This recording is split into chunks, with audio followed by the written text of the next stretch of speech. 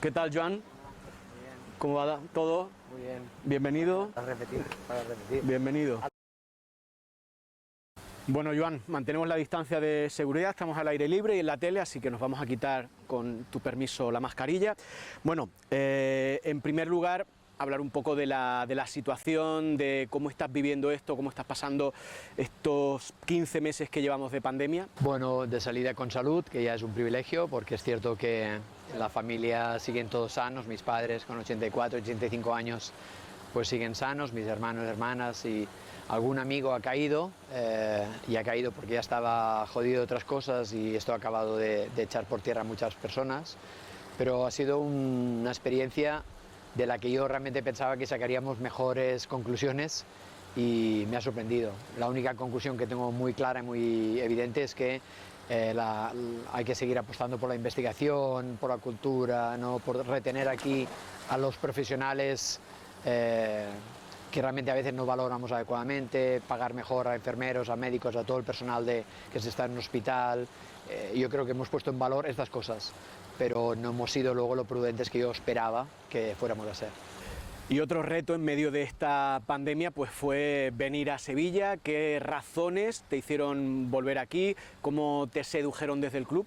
Sí, yo aunque parezca bastante cursi y dando por sentado que evidentemente todos queremos trabajar, y yo creo que vine por amor, fíjate lo que te digo. Vine porque había una serie de personas que aún están en el club de la época en la que yo estuve. Es verdad que los 3 años que pasé aquí en Sevilla, hace 10, después de haber estado en el Real Madrid, fueron años bonitos, y luego pues por detrás de todo esto había el deseo de testarte a ti llevando un equipo con problemas.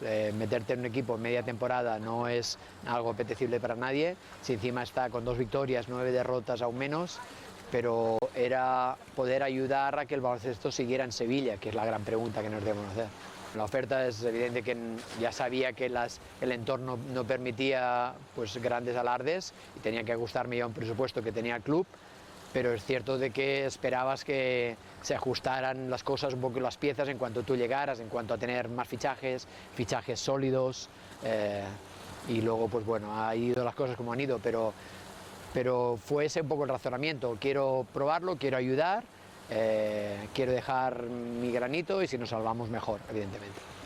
Han pasado ya unos años desde tu anterior etapa en este club. ¿Qué diferencia has encontrado, no solo en cuanto al nombre, entre aquel Cajasol y este Betis?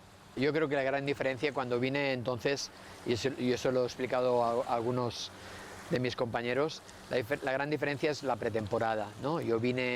Cuando vine saliendo del Real Madrid, vine y pudimos participar en el reclutamiento de jugadores, con lo cual el equipo no era mi imagen y semejanza, pero había un director técnico que conocía muy bien la casa y conocía el entorno, y yo tuve esa pretemporada y para mí eso es el gran cambio. En cuanto al club en sí, es cierto que antes pues dependías de una caja de ahorros, ahora hay un equipo de fútbol detrás, un equipo de fútbol que no hemos de ocultarlo, que fue valiente para asumir la dirección de un equipo que estaba a punto de desaparecer en Sevilla, que es una de las grandes cosas que a mí me molestan. Me molesta que pues en Barcelona, en Madrid, en Valencia, en Bilbao, en muchos lugares se cuide mucho el hecho de tener un equipo en ACB, y aquí a veces quizás no lo valoremos tanto. Entonces, bueno, pues en esa coyuntura ahora es un equipo de fútbol que intenta ir creciendo paulatinamente.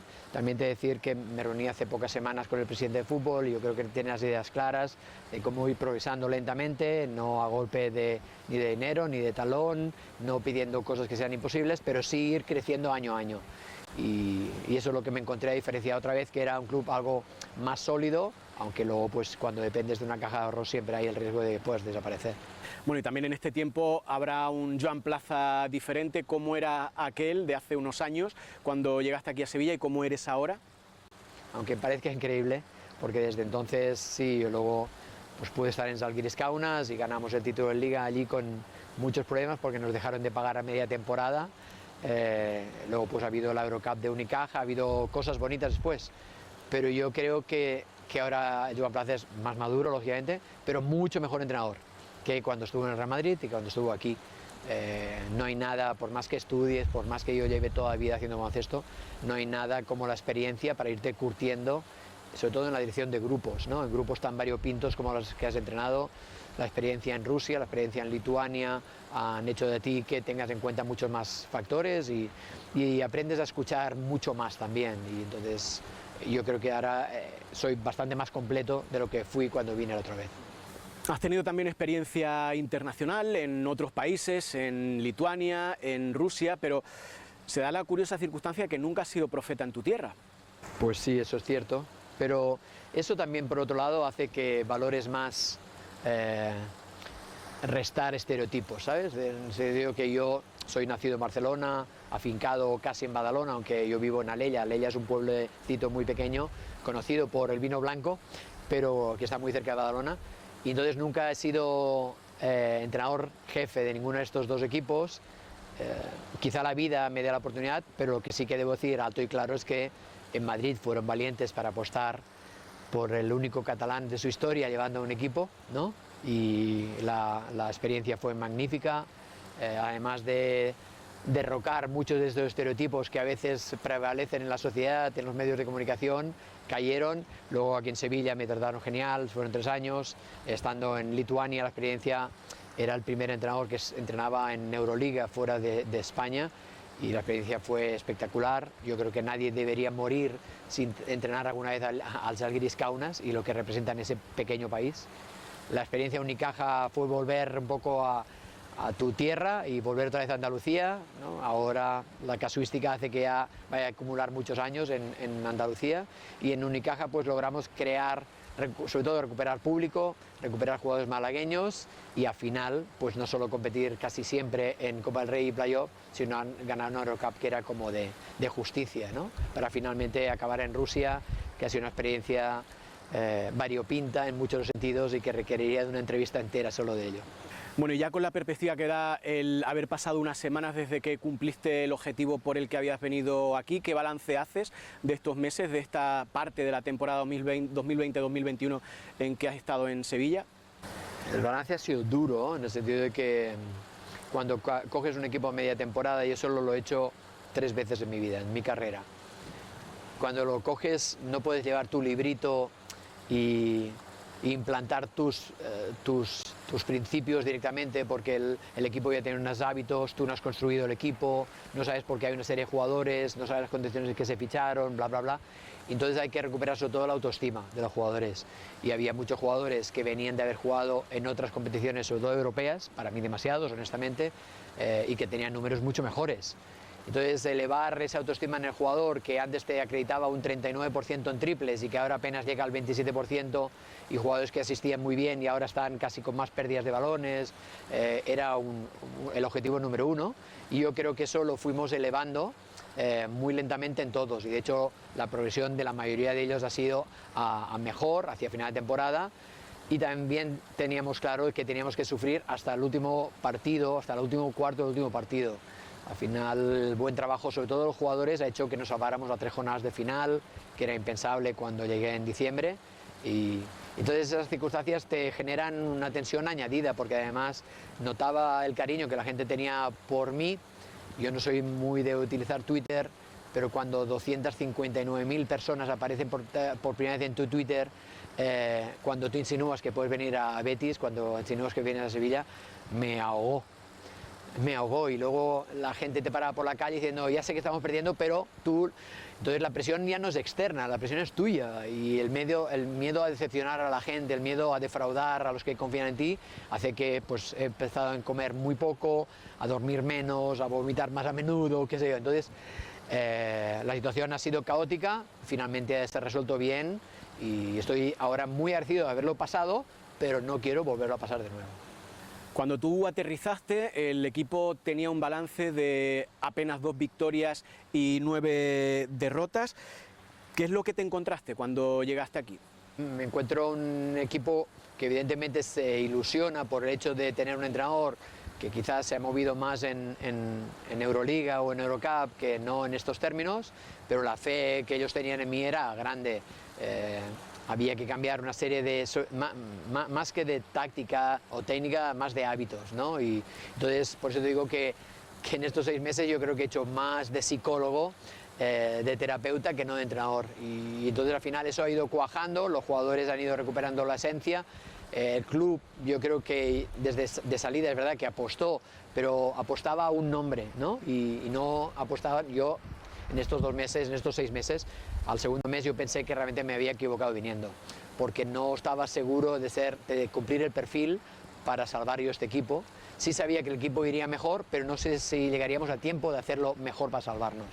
Y eso es básicamente lo que me encontré. Jugadores con mucho corazón, jugadores muy disciplinados, muchos jugadores, como yo les decía a ellos, que serían los perfectos yernos de tu hija, ¿no? Es decir, el novio de tu hija serían perfectos, pero cuando has de estar en, si no la primera, la segunda mejor competición del mundo en baloncesto, como es la ACB, has de tener otro perfil. Y entonces ahí ellos, quizá por desconocimiento, porque había 7 jugadores que no habían jugado nunca a la ACB, pues se les vino una patata encima muy caliente, y eso es lo que me ocupó básicamente.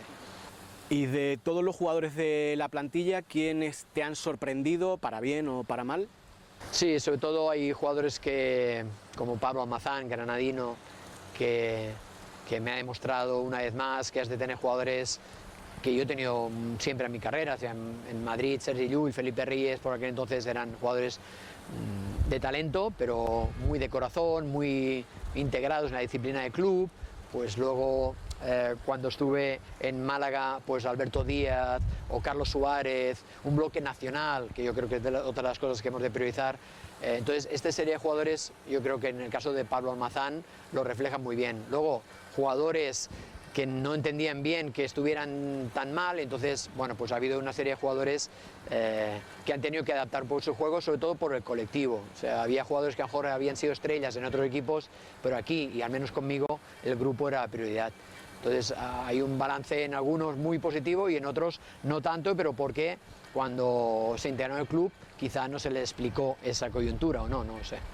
Has conseguido el objetivo de la permanencia, que es para lo que se te trajo, pero bueno, ¿esa satisfacción por haberlo conseguido también ha conllevado algún que otro peaje? Sí, el peaje mayor ha sido este que te decía de salud, casi. Yo he descubierto en estos 6 meses que no es lo mismo batallar por un equipo que quiere ganar la Liga o meterse en top 16 de la Euroliga o ganar la Eurocup, que competir por un equipo que puede descender y que quizás sabes que descendiendo nunca más volverá a estar en ACB. Entonces esa sensación era muy dura, muy interna. En casa casi espero que no la hayan notado, porque no es algo que haya manifestado. Lo dije después en la última rueda de prensa, después del último partido.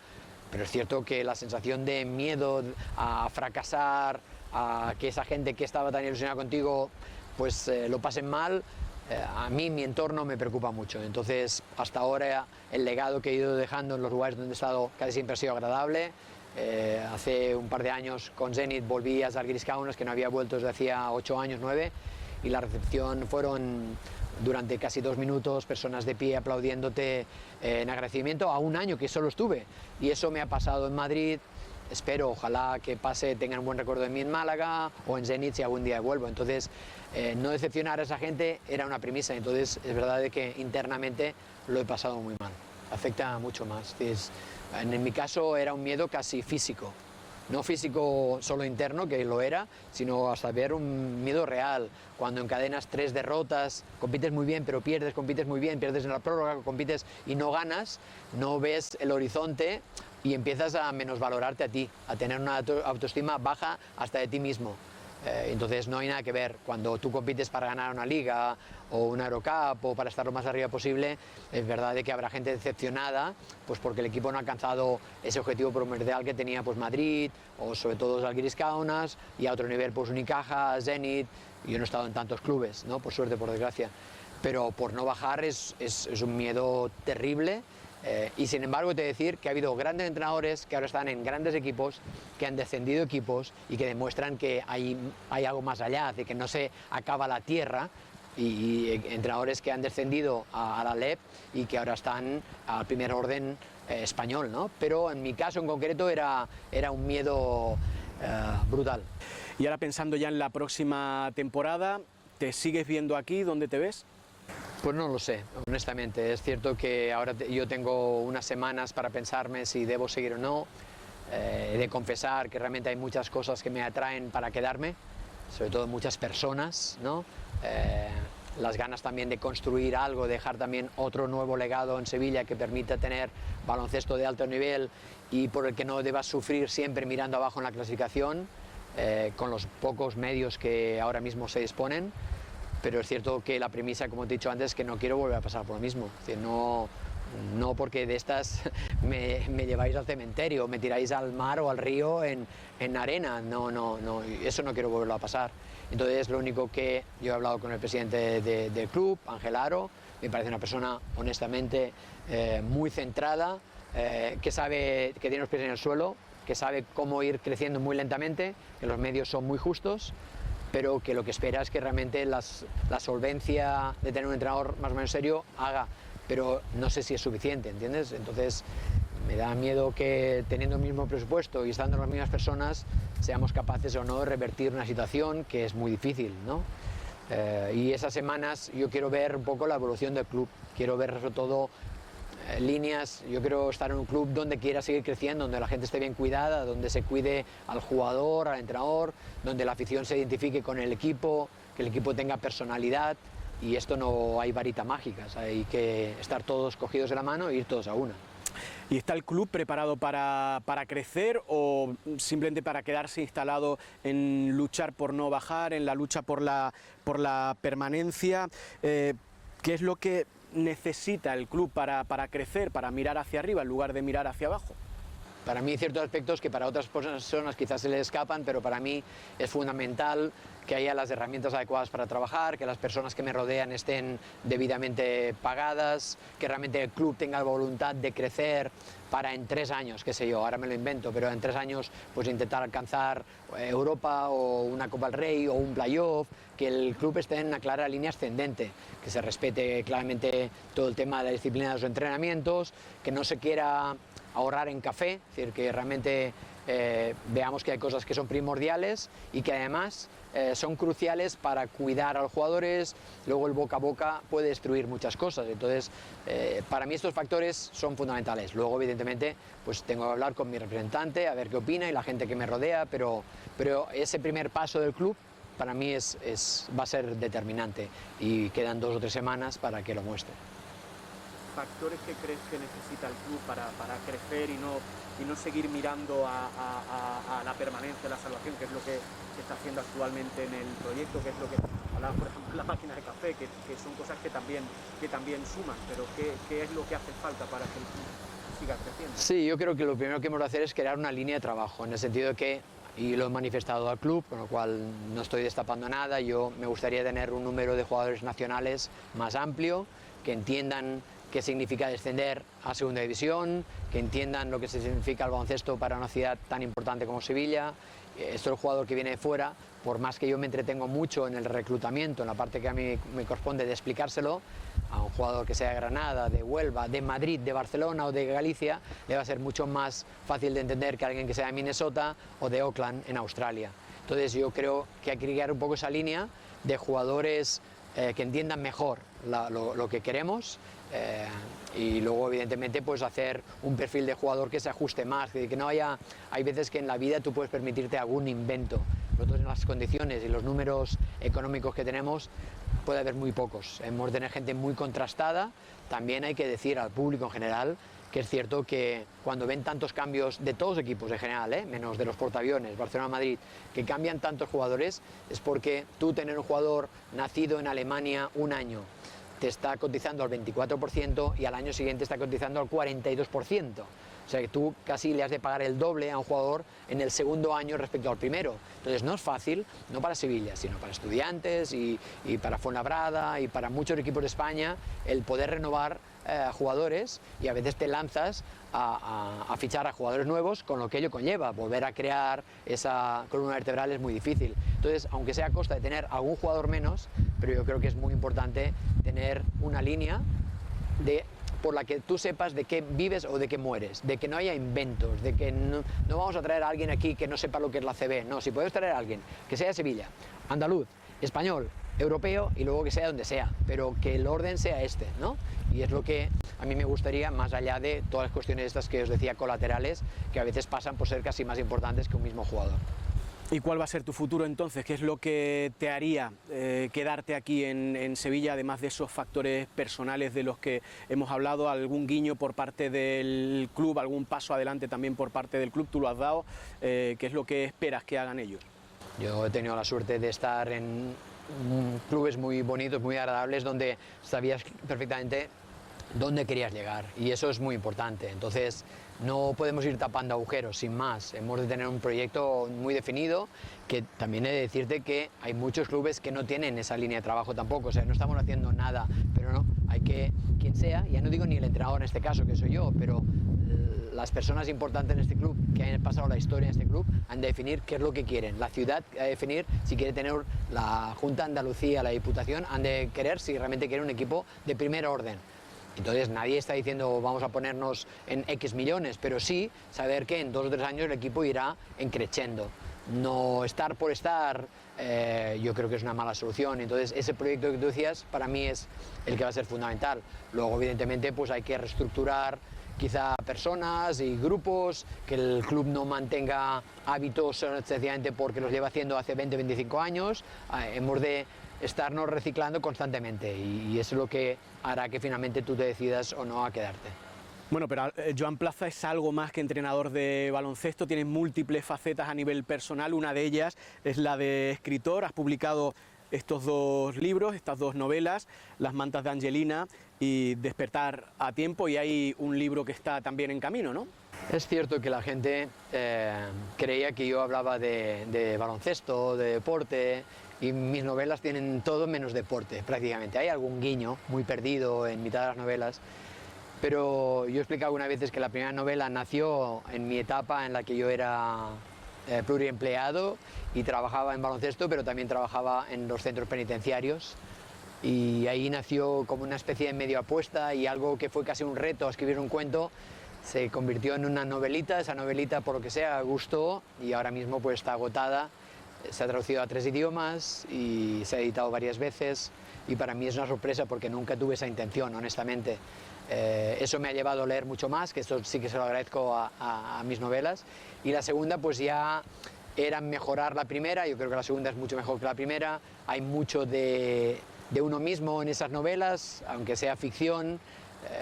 Las novelas han tenido una gran acogida, la segunda también ha tenido una editorial andaluza, con lo cual me alegro de que muchos de los rastros que vas dejando hayan pasado por estos lugares. Y la tercera, además, esta que está en camino, que es Curiosidad insatisfecha, está ubicada en Sevilla y en Málaga, básicamente, aunque hay rasgos, pero porque yo quiero escribir cosas que la gente luego pueda visitar, estar, oler, tocar, ¿no? Y está muy, muy centrada en ese periodo de tiempo.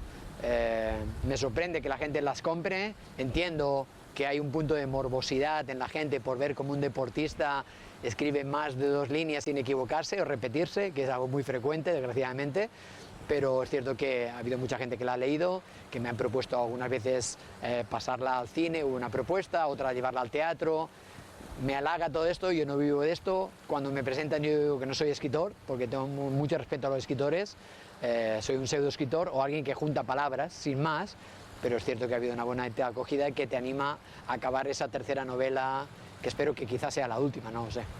Y también me has hablado de un cortometraje, pero no me has dicho nada más. ¿Eso qué es? ¿Una sorpresa? Bueno, lo que pasó es que en el Festival de Málaga de Cine, pues en el último año, estando yo en Unicaja, el director del Festival de Cine, yo creo que más por cortesía que por fe, pero me dijo: tú que escribes novelas, ¿por qué no te atreves a escribir un guión de película, un cortometraje?